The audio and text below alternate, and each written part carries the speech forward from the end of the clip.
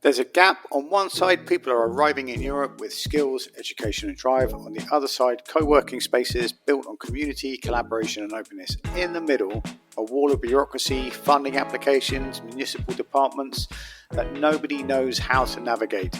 So migrants can't access spaces, the spaces can't access the funding, and everybody loses.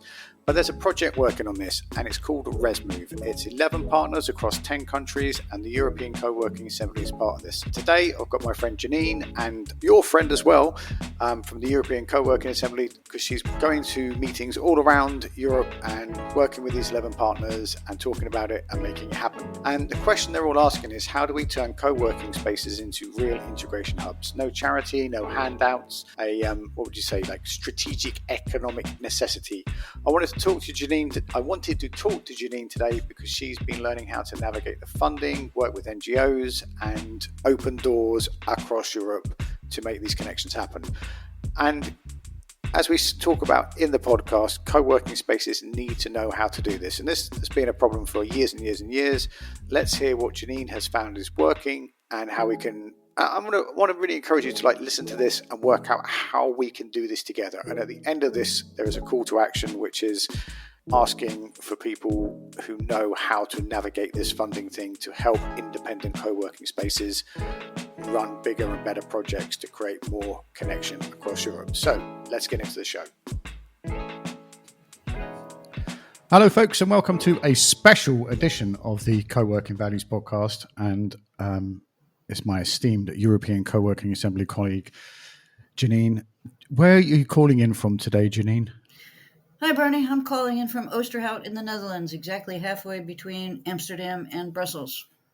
That's it. So today, I'm going to get straight to it. Today, I want to talk about ResMove and how just that whole European Co-working Assembly project. So what's the big idea? What is ResMove? ResMove is a project which is funded by the AMIF, which is the part of the European Commission that deals with asylum, migrants, immigrants, that whole refugees, that whole body of people. And ResMove is a project which aims to develop a network of 10 co-working spaces which are inclusive for migrants. ResMove stands for Resources on the Move, and the sort of inflection point of this project is that the migrants entering Europe are resources to Europe that are not, for various reasons, getting brought to their full development when they get to Europe. And the notion behind the project is, in essence, that co-working spaces can act as integration hubs. And how do you go, not you personally, but like the whole team, how do you go about organizing something like that? Because I've known about this and it sounded like that's a really good idea. And then how long have we been doing this project so far? Oh my God, from the first... That's one of the things about EU-funded projects that just is a fact. When you develop the project, when you think of the ideas and you submit your proposal for funding, often it's a very long time between that and the time the funding is awarded, and then it's another very long time before you can actually sort of get to work. There is a definite time lag on that, and that is a serious... I could look when the first contact, but the first contact was in any event several years ago, when we're about halfway now before to the end of the project. I want to tease out this conversation because about the relationship of this project to the co-working values, because it seems like a very big task, but it's very in line with the co-working values. And one of the things that comes up a lot is, how do we practice the co-working values in person? Yeah, sure. I mean, that's the point, is how to, one of the things that happens in terms of, I mean, it has, the project has several phases, and there have also been other projects about it. So, about on the subject of migrants coming into Europe, getting jobs, them becoming entrepreneurs, all of that stuff is a subject of extreme interest and scrutiny, and there's been a ton of uh, research into it, and a lot of people are doing it. At the end of the day, the question that keeps coming up on this project, in all the other projects, is, in essence, why isn't it working? Where's the disconnect? And I think that, co-working spaces are very much in a position to be able to make it work, cause it to work, help it to work, and take away some of the barriers to this. Now, I will say that in the early stages of this project, as well as a bunch of other projects in this general area, one of the things that's pretty clear is that the gap between sort of community co-working space and corporate co-working spaces is extremely wide, because quite a lot of the spaces that have been sort of actively engaged in this project and in other projects around this don't call themselves co-working spaces, don't know that we call them co-working spaces. And that has been, some of that's because there's been a lot of development in co-living, and they think of themselves as co-living spaces with a workplace, as opposed to co-working spaces with a place to live, with a place to sleep. Some of it is just because there is, we've talked about it before, there is a distinction between the co-working movement and the co-working sector, and there's a whole portion of the co-working sector that just isn't interested in the community, except, as a marketing technique. So Yeah, we used to get that in WeShare for a few years. I was always talking to freelancers in co-working spaces, and then after a lot of meals and drinks and conversations, it turned out that like people like me considered themselves consultant in Europe, mainland Europe to be precise. I'm generalizing here, but they yeah, consider themselves consultants who worked in collaborative workspaces. So every time I sent an email saying, if you're a freelancer who works in a co-working space, this is for you, it's like sending me a, email for brain surgeons that work in chip shops. It just didn't land. So if someone was to come to, like, I've run a co-working space in Oosterhout for 15 years now, or is it even longer? I think it's 15. I started in 2010. Yep.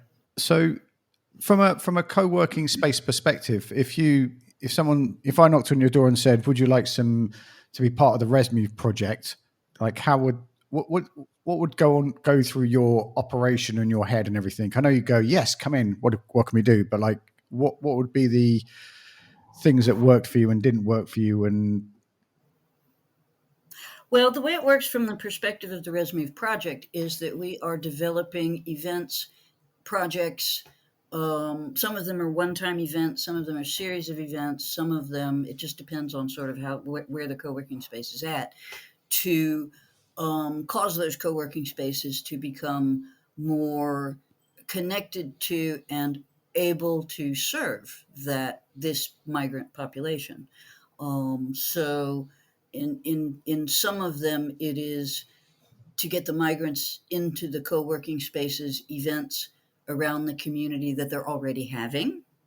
And in some of the spaces, it is more getting those kinds of events going because they have had either not the time, not the energy, or not the money to carry out those kinds of events themselves. So a lot of it depends on sort of the co-working space itself. and what's the got to be careful with my questioning because it might be a really clumsy Bernie question, but this is like a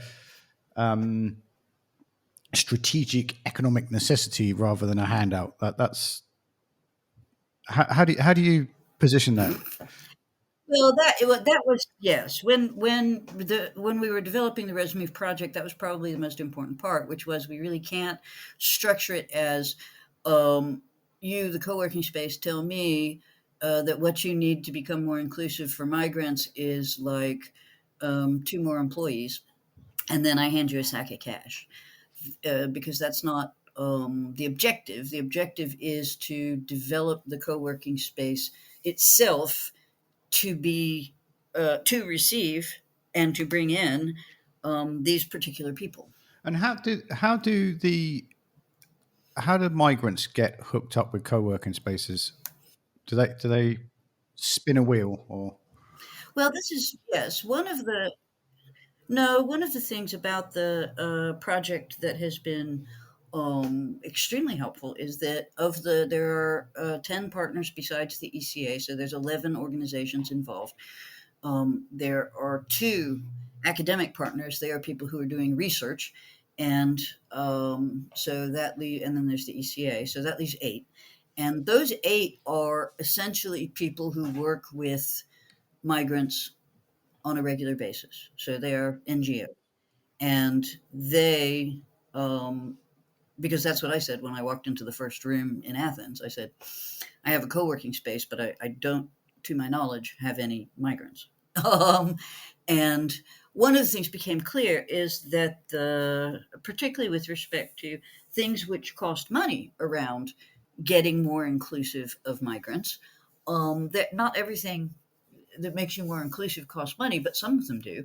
And there is a real disconnect between community co-working spaces and the people who will fund these kinds of needs, right? So, because that includes your municipality in the UK, that would be your local council, your region, your state, your region, EU region, and of course the EU itself. All of these folks have sacks of money laying around to help you get along the path in this. And there's a very serious disconnect between co-working spaces and sort of funding institutions.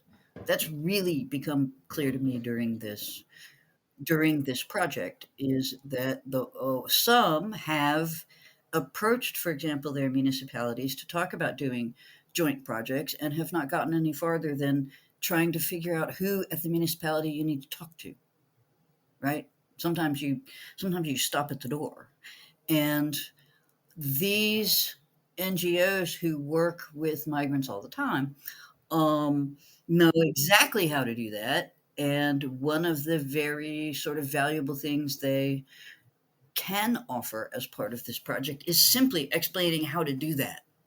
Because like I was working with some small co-working spaces in Europe, and they had a project. It was a good project. They wanted their municipality to fund it, so they put together a presentation, because that's what you do. And the presentation was really about how this project, it was centered around what an entrepreneur thinks about, and that is, how is it going to cover its costs and turn a profit, right? A municipality does not care about that at all. They've literally never had that thought. It would be nice if it covered its costs, but that is not a concern that they have. Their concern is, what is going to be the impact of what you're doing? How is it going to affect this municipality? And there really wasn't a lot of that in that presentation. One of the problems that we do have with these kinds of initiatives is there is a real disconnect between what co-working spaces want to say to municipalities, nonprofit funds that are funding things, government entities, and what those people want to hear. And of course, there's been not very much outreach from the funding side also, which is a whole different. As you can imagine, like a lot of those conversations we've had in London, and actually the whole COVID lockdown thing strengthened strengthen the conversation between like the 30, not all 32 London boroughs, but people in London boroughs who in the local London authorities and our co-working community. But it's taken a long time to work out who to ask and how to ask it, and that we made a slide deck about being an entrepreneur is is definitely something that's happened. What do you think, like from what you've learned so far, is it 3 or 4 meetings you've had so far with the whole ResMove team?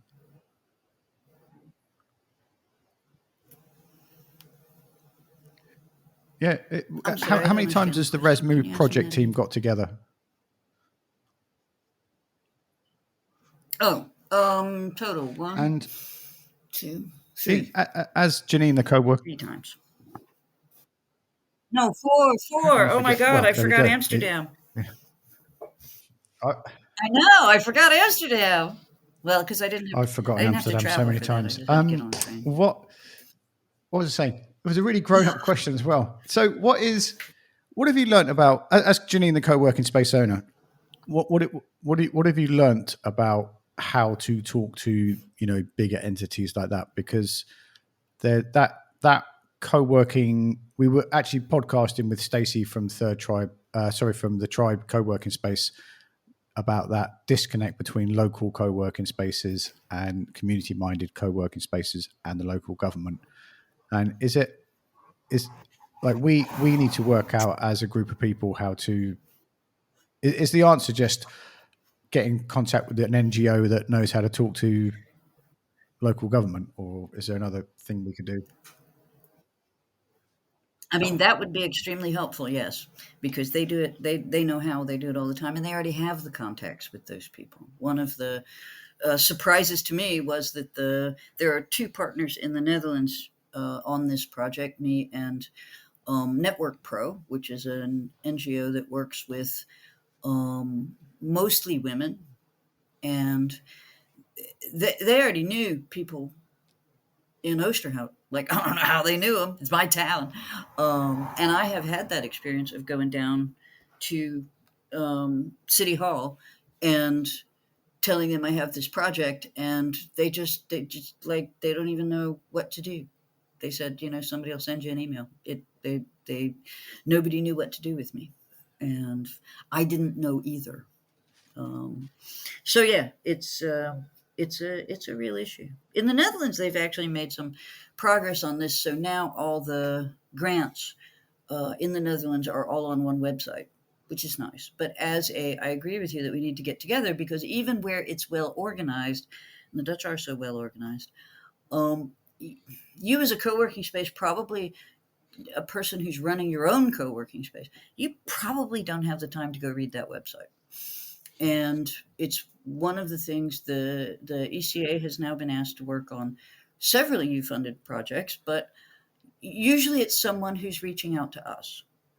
And one of the things that we definitely need to do is find someone and get them to just regularly go to these webs, because all of the grants are published. And you can either submit your own proposal to be funded, or you can they have a online, portal. You can send messages to people who are on the portal to say, hey, I think I could contribute to your project, which you have described on this website, and make a pitch. And a more proactive stance on our part would be fabulous. So my next question is about we're going to jump topics, folks, sorry, but the ResMove project, is it a 3-year project, or is it something that's going to keep on going for as long as it can, or what's the vision and the timeline? It is a 3-year project, and let me see, what's the last? I will have to look. I don't know out of my head. I'm not good at time. It is but often with these projects, what you see, like the cost action, for example, we had a cost action which a lot of people in co-working were involved in, involving co-working spaces on the periphery. And a lot of things spin off of that, both because people develop relationships during them, but also because you can do, as you approach the end of your grant, for instance, on this one, one of the things that the group is interested in doing is developing the map that we made in a different way than we had proposed. Sometimes this happens in the middle of a project. It occurs to you that this thing could be done differently, and you didn't see that when you started. And the map in particular, they would like to see developed in a different way. And there may be an effort to seek some funding after this project is over to be able to do that. That's one of the things I find like rewarding, fascinating, interesting is getting so many people together and all these little perspectives and ideas and ways of doing things that come up together around the same thing. It's Yes, and amazing. that's, I mean, one of the Cheria and Irina and the whole group that did the cost action did an amazing work of ingathering, of connecting people with each other, and the fruits of that are visible in different EU projects that are happening as a result of that. So where have you met up so far? It's Amsterdam, Athens. Was it Rome as well? Rome, not yet. I think Rome is later. Vienna is next. We just got back from Paris. So Paris, Amsterdam, Ljubljana in Slovenia, and Athens. And then what is the? Sorry, stop. Let me try that question again. Sorry. Who are the migrants? Is it aimed at a particular group of people, or what's? That's been interesting because when we wrote it, the project was focused very much on the Ukrainian diaspora. And one of the things that also became clear during this project is not every country in Europe has a significant Ukrainian diaspora. So the migrants that are being approached during this project are not so much entirely Ukrainians. I mean, we have a focus, which is the Ukrainian diaspora. That's what the original project was about. But there's definitely no, limit to. Sorry, you're from the wrong country, right? And then what is for like the audience listening to this? What is a way to support this, or help spread the word, or get involved, or offer their co-working space? And I know that's we're it's an ever moving project, but what's the most useful thing people could do if they want to help? Well, I think if you want to help, I mean, for the ResMove project, you can look at the ResMove website, which is resmove.eu.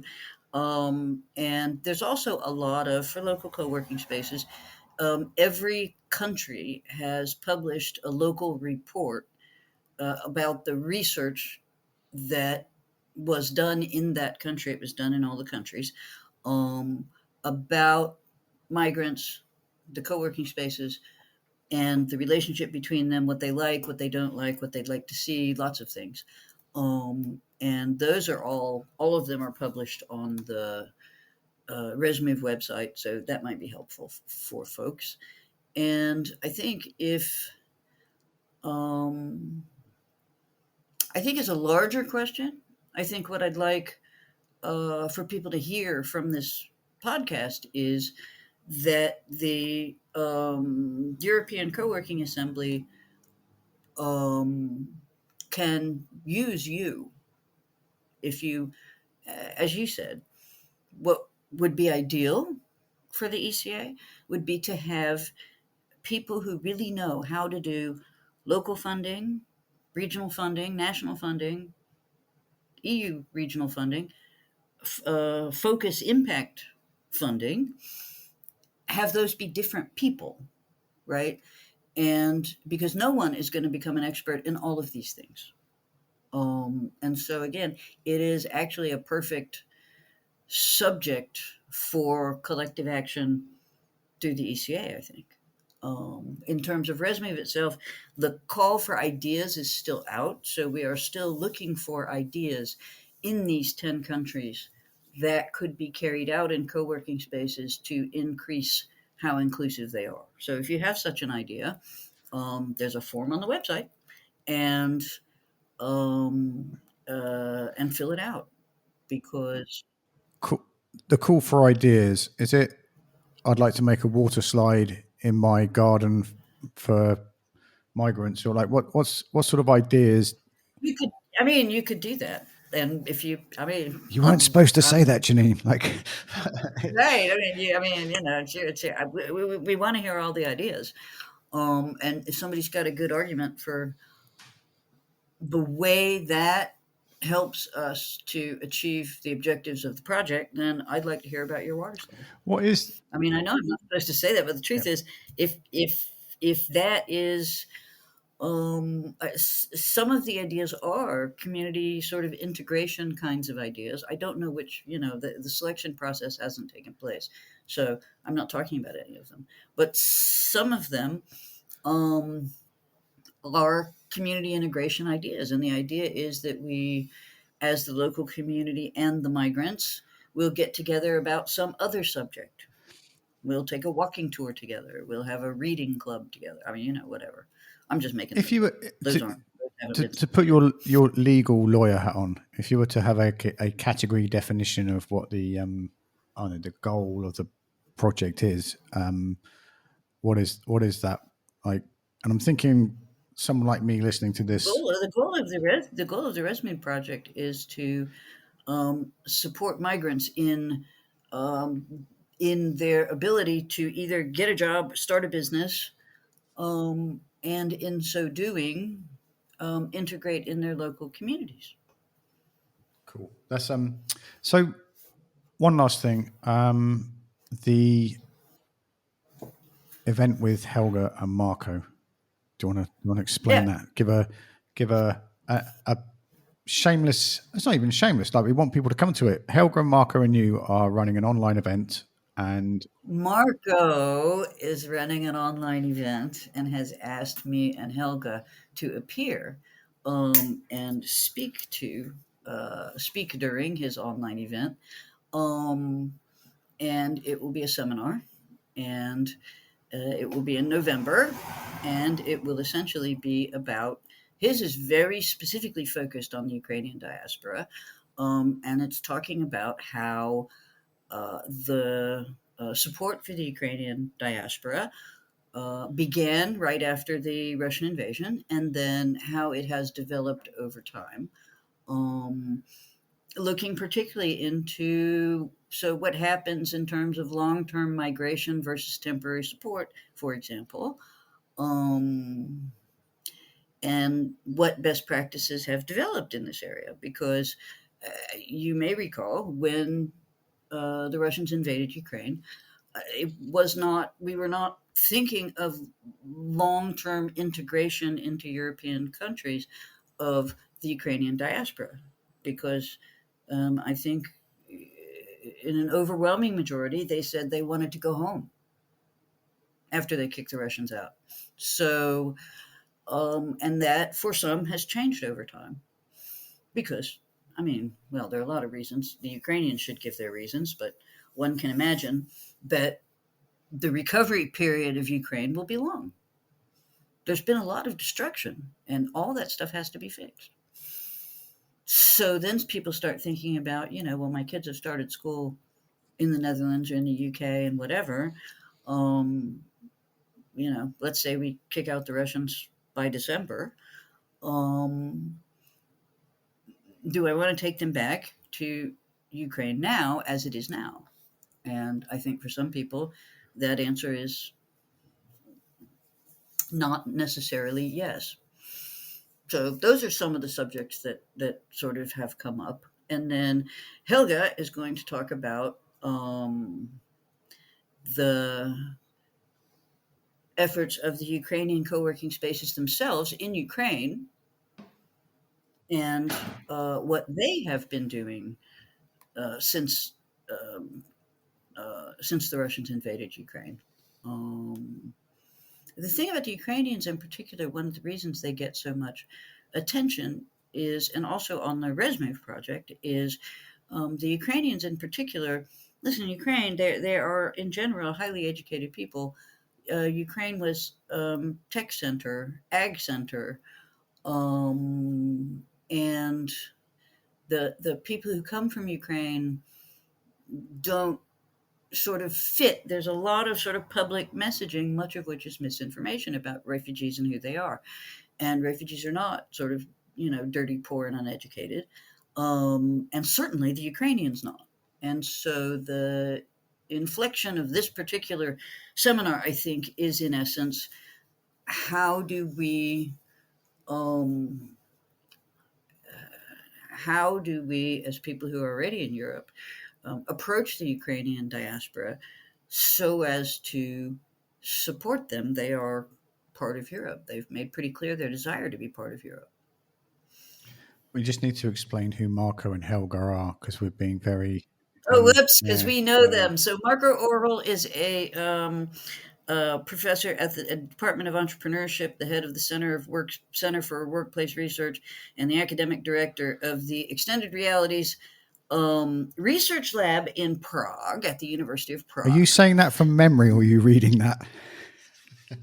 But actually, I have his email open, but I do know all that. I mean, Marko has been researching and publishing on co-working, the role of co-working, the interaction of co-working with, please fill in the blank, for 7 years. Ever more than 7 years, definitely more than 7 years, and is most emphatically expert in this area. Actually, I met him 7 years ago. That's why he's like a. Well, he lived before you met him, darling. I'm not sure. One of my favorite people. And who is Helga? And Helga Moreno works at SpaceBring, which is a co-working software, and is herself Ukrainian. Is, I think, the head of the Ukrainian Coworking Association. I am not sure. She's a big. What her role You can. She's a big cheese. She's a big deal in co-working. We know you're a big cheese. She's a communication machine. And yeah, I've just really enjoyed getting to know her over the last few years. That's it. So we're going to put a link in the show notes to that, a link in the show notes to ResMove, a link in the show notes to Oosterhout's #1 co-working space. Thank you very much for your time and attention today, folks. Go to the links in the show notes. We have a link to Unreasonable Connection, our online event, a link to everything we've spoken about here with Jeannine about ResMove and the European Coworking Assembly. There is also the Workspace Design Show, which is in February 2026 in London. We'll be there again. And there's also, we're going to start talking now about European Coworking Day in May 2026. So everyone's like revved up for when Claudius comes out with his stuff. And wherever you are in the world, be careful out there. It is a jungle. Say goodbye, Jeannine. Bye.